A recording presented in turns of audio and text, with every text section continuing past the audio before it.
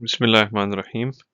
इस वीडियो में हम समझेंगे कि मॉडर्न इकोनॉमीज में जो बूम बस्ट साइकिल्स हैं, यानी पहले इकोनॉमी अच्छी जा रही होती है, उसमें बूम होता है, एम्प्लॉयमेंट अच्छी होती है, लोगों को रोज़गार होता है, जॉब्स होती हैं। फिर एक पॉइंट आता है कि उस पे इकोनॉमी का ज़वाल आने लगता है और फिर बस्ट हो जाता है, रिसेशन हो जाता है। तो ये एक साइकिल हम देखते हैं मॉडर्न इकोनॉमीज में, और इसका हम कनेक्शन देखेंगे बैंकिंग सेक्टर के साथ। तो किस तरह से बैंक्स जो हैं इन बूम्स को क्रिएट करते हैं, और उनकी गलत पॉलिसीज की वजह से या बैंक्स की रेकलेस लेंडिंग की वजह से, गैर जिम्मेदाराना लोन्स की वजह से इकोनॉमीज में बूम और बस्ट आते हैं। अच्छा, पहले तो ये देखें कि अगर लेंडिंग अच्छी है ना, अच्छी लेंडिंग का मतलब ये है कि इसका मतलब ये है कि आपकी एक साइड पे डेट है, लोन्स हैं, और एक साइड पे आपके इनकम है। ठीक है, तो बैंक ने मिसाल के तौर पे $1 मिलियन का लोन दिया, और बैंक्स मैंने आपको बताया कि वो करंट अकाउंट में डाल देते हैं। तो ये कोई साहब हैं, जैद जैद साहब हैं कोई, तो वो आए बैंक के पास, उन्होंने कहा मुझे $1 मिलियन चाहिए। तो बैंक ने उनके अकाउंट में $1 मिलियन करंट अकाउंट में डाल दिए। तो बैंक को थोड़ा सा रिजर्व रखना होता है, तो वो बैंक या तो सेंट्रल बैंक से लोन ले सकता है, या डिपॉजिट ले सकता है लोगों से, या दूसरे बैंक से। वो थोड़ा सा रिजर्व रखना होता है, वो रख लेता है। लेकिन असल चीज़ ये है कि बैंक जब कोई उसके पास आता है लोन लेने के लिए, तो वो brand new fresh money create करता है। तो बैंक के पास कुछ नहीं है, तो बैंक $1 मिलियन 1 0 0 0 0 0 0 दबाएगा, और जैद के अकाउंट में $1 मिलियन आ गए। ठीक है, तो बैंक का एक एसेट हो गया $1 मिलियन का, और लाइबिलिटी हो गया $1 मिलियन का, जो जैद के अकाउंट में, करंट अकाउंट में पैसे पड़े हैं, वो लाइबिलिटी है बैंक की। तो अब ये पैसा तो क्रिएट हो गया, मनी सप्लाई बढ़ गई $1 मिलियन की। अब इसके दो दो इस्तेमाल हो सकते हैं, एक अच्छा इस्तेमाल और बुरा इस्तेमाल। अब जैद क्या करता है, इस $1 मिलियन से एक घर खरीद लेता है जाके। तो उससे ये होता है कि पैसा फंस गया, उसने लैंडलॉर्ड को पैसा दिया या बिल्डर को, किसी को, और $1 मिलियन फंसा दिया जाके। और उससे ये भी हुआ कि हाउस की कीमतें बढ़ गई, महंगी हो गई। तो अगर लोगों के पास ये लोन ना होता, तो मुमकिन है कि हाउस की जो असल वैल्यू है वो $5 लाख होती, क्योंकि अगर लोग अपनी सेविंग से खरीद रहे होते इस घर को, तो वो 5 लाख होती।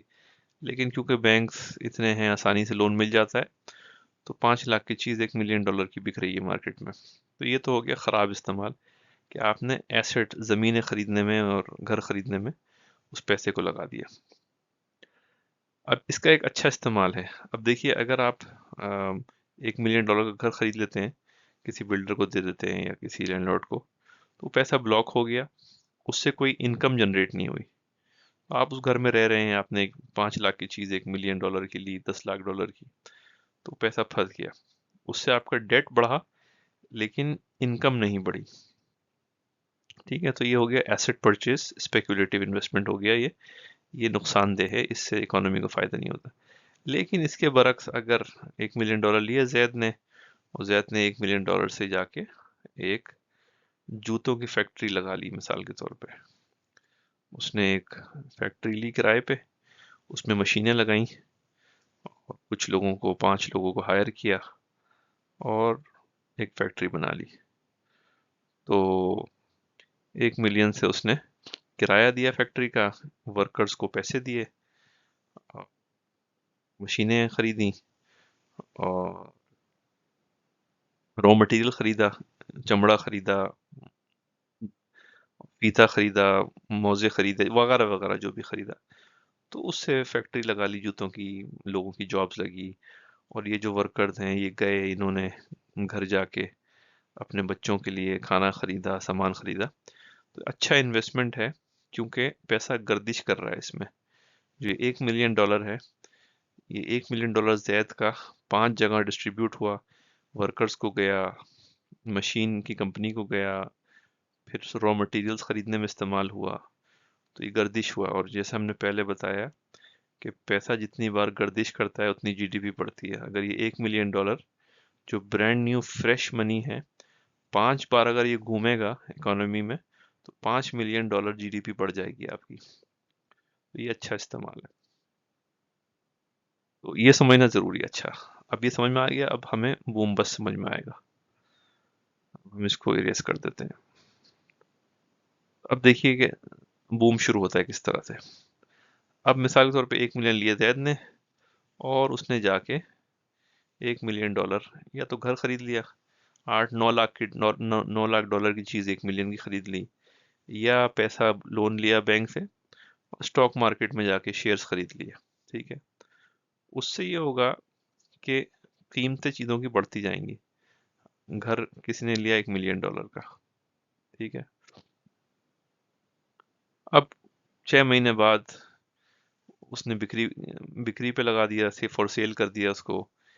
ये घर 1.1 मिलियन का हो गया, 11 लाख का हो गया। कोई और गया, उसने लोन लिया बैंक से, और फिर ये 11 लाख का ले लिया, खरीद लिया उसने। तो बैंक लेंडिंग जब एसेट परचेज के लिए होती है, जब घर खरीदने, ज़मीनें खरीदने या शेयर्स खरीदने के लिए होती है, तो उसकी चीज़ों की कीमतें जो हैं आर्टिफिशियली बढ़ती रहती हैं। और ये इसको कहते हैं क्रेडिट फ्यूल्ड एक्सपेंशन, यानी जो लोन्स हैं वो इन्फ्लेशन को बढ़ा रहे हैं। क्योंकि इससे गर्दिश तो नहीं हो रहा, जीडीपी नहीं बढ़ रहा, बस आप चीज़ें खरीद रहे हैं और महंगाई बढ़ रही है। तो ये बूम होता है। तो लोग खरीदते रहते हैं, लोन लेते हैं, घर खरीदते हैं, स्टॉक्स खरीदते हैं, शेयर्स खरीदते हैं वगैरह। तो इससे क्या होता है कि कीमतें बढ़ती रहती हैं। This borrowing pushes the prices even higher. तो कीमतें ऊपर जा रही हैं, जा रही हैं, जा रही हैं, जा रही हैं। अच्छा, क्या होता है कि अब कीमतें जो है ना वो रियल नहीं है। अब $8 लाख का घर था, अब इजीली लोन मिल रहे हैं बैंक से, तो लोग ले रहे हैं लोन। 8 की चीज 9 लाख की ली, दूसरा आदमी बायर आया, उसने फ्लिप कर दिया इसको, 10 लाख की ले ली, 11 लाख की ले ली।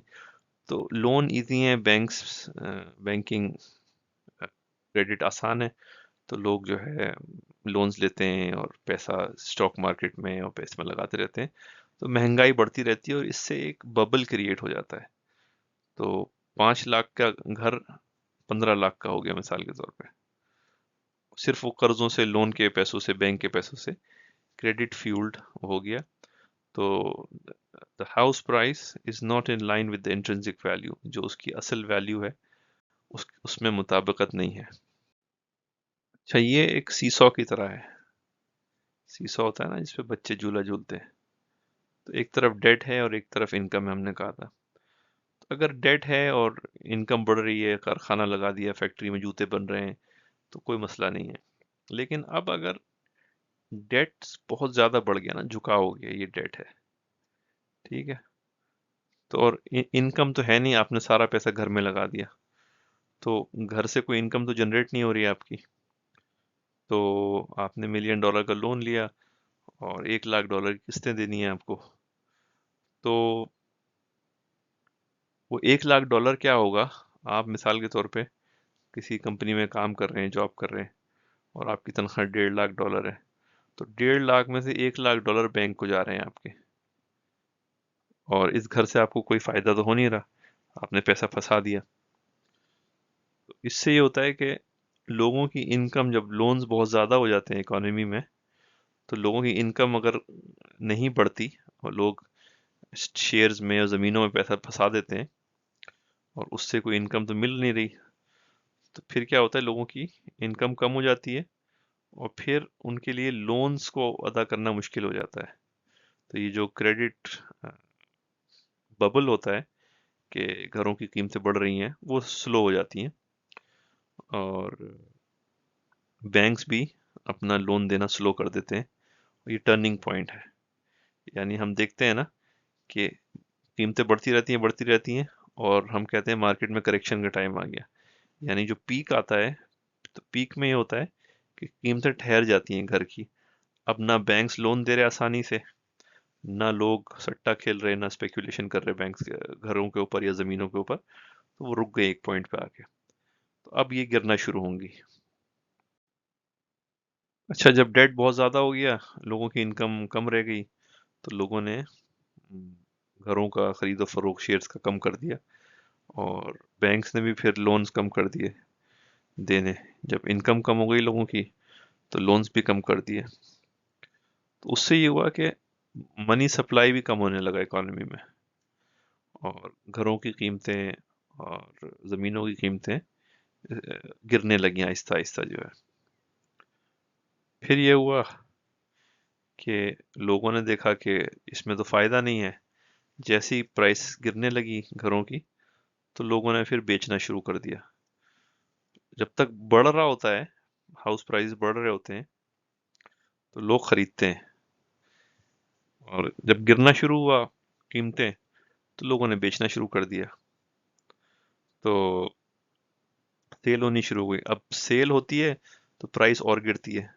किसी ने घर बेचा तो प्राइस और कम हो गई, 8 लाख का बेचा, फिर 7 लाख हो गई प्राइस, फिर और हो गई, तो गिरते गिरते गिरते वो अपना प्राइस करेक्शन होकर अपनी असल वैल्यू पे आ जाती है। तो इसमें ये भी होता है कि बैंक का लोन जो है वो घर की वैल्यू से ज़्यादा हो जाता है, तो लोगों की जो इक्विटी है वो नेगेटिव हो जाती है।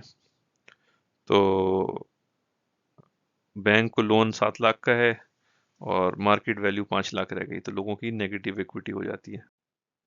तो जब बैंक्स ने लोन कम कर दिए देने, कीमतें गिरने लगीं, तो लोग अपने एसेट्स बेचना शुरू कर देते हैं, बैंक्स को सेटल करना शुरू कर देते हैं, और जैसे जैसे अपने घर बेचते चले जाते हैं या शेयर्स को बेचना शुरू करते हैं, तो प्राइसेस और गिरने लगती हैं। और ये जो है, जैसे हमने देखा था कि ये इकोनॉमिक साइकिल नीचे की तरफ बढ़नी शुरू हो जाती है आहिस्ता आहिस्ता। लोग अपने एसेट्स बेच बेच के बैंक्स के कर्जे अदा करते हैं। बैंक्स देखते हैं कि भाई एसेट की वैल्यूज कम हो रही हैं, घरों की वैल्यू कम हो रही है, वो लेंडिंग भी कम कर देते हैं, क्योंकि इनकम भी कम है इकोनॉमी के अंदर। तो जब बैंक्स पैसा कम देते हैं, लोन कम क्रिएट करते हैं, तो मनी सप्लाई कम हो जाती है। मनी सप्लाई कम होती है तो स्पेंडिंग भी कम हो जाती है इकोनॉमी के अंदर, तो इकोनॉमी ओवरऑल स्लो हो जाती है, रिसेशन में जाने लगती है। तो ये ग्रेजुअल प्रोसेस है, एक क्रेडिट क्राइसिस हो जाता है कि डेट ज़्यादा है, लोगों की इनकम कम है, और फिर कुछ लोग डिफ़ॉल्ट भी करने लगते हैं। पहले लोग बेचते हैं, फिर कुछ डिफ़ॉल्ट भी करते हैं, तो बैंक्स को लॉसेस होने शुरू हो जाते हैं। और जैसे मैंने बताया, जैसे जैसे घर बिकते हैं, एसेट्स बिकना शुरू होते हैं, तो और प्राइस गिरती चली जाती है, और पूरा सिस्टम ओवरऑल जो है अनस्टेबल हो जाता है और क्राइसिस शुरू हो जाता है। अच्छा, होता क्या है कि जैसे हमने सीसॉ बताया था कि आहिस्ता आहिस्ता आहिस्ता आहिस्ता वैल्यूज गिरती हैं। पहले यहाँ था, फिर आहिस्ता आहिस्ता गिरते गिरते गिरते एक पॉइंट आता है कि डेट और इनकम जो है एक ही लेवल पे आ जाते हैं। यानी जो 5 लाख का घर 15 लाख का हो गया था, वो वापस 5 लाख के बराबर ही आ जाता है। तो एसेट प्राइसेस जो है रियलिस्टिक हो जाती हैं, और कई साल लग जाते हैं इस प्रोसेस में, रिसेशन में। अच्छा, इससे सबक क्या मिलता है? ये जो हमने देखा कि बैंक ने क्रेडिट दिया, लोन दिए लोन दिए लोन दिए, उसने घर खरीदे, ज़मीनें खरीदी, शेयर्स में खरीदे, पैसे फंसाए गलत जगहों पे, फिर उससे इनकम कम हो गई, तो लोगों ने शेयर्स खरीदना, ज़मीनें खरीदना कम कर दिया, फिर बैंक्स ने लोन देने कम कर दिए, तो आहिस्ता आहिस्ता सब क्रैश हो गया, रिसेशन में चले गया। तो इससे सबक क्या मिलता है हमें? इससे सबक ये मिलता है कि पहली बात तो ये है कि अगर नए लोन को अच्छी जगह इस्तेमाल किया जाएगा, प्रोडक्टिवली इस्तेमाल किया जाएगा, प्रोडक्शन में, नई चीज़ें बनाने में, तो फिर ये रिसेशन नहीं आएगा। लेकिन अगर पैसे को शेयर्स खरीदने के लिए, घर और ज़मीनें खरीदने के लिए इस्तेमाल किया जाएगा, तो एसेट बबल क्रिएट होगा, और वो बबल जो है बस्ट होके रिसेशन आ जाएगा, और लोगों की नौकरियां ख़त्म हो जाएंगी वगैरह वगैरह। तो अच्छी पॉलिसी से हम जो है बिजनेस साइकिल को अवॉइड कर सकते हैं अगर हम लोन सिर्फ प्रोडक्शन के लिए इस्तेमाल करें, अच्छे कामों के लिए इस्तेमाल करें, तो इस तरह के रिसेशन से और इकोनॉमिक साइकिल से हम बच सकते हैं। तो समरी ये है कि पहले डेट बढ़ता है, बैंक्स लोन दे रहे हैं, तो राइजिंग डेट से क्या होता है कि एसेट की वैल्यूज बढ़ जाती हैं।